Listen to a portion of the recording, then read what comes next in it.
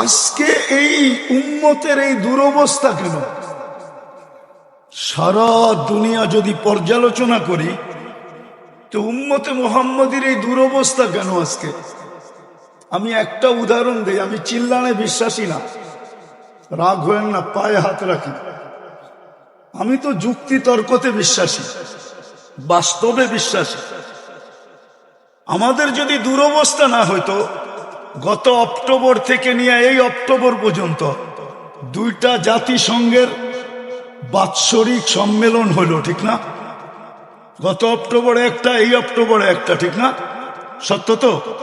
গত অক্টোবরে কেউ গেছিল প্লেন ঘোড়া, এই অক্টোবরে কেউ গেছেন 60 জন 8 জন নিয়ে গেছেন। তো দুনিয়ার 60টা মুসলিম দেশের কর্ণধাররা ছিল, দেশের পরিচালকরা ছিল,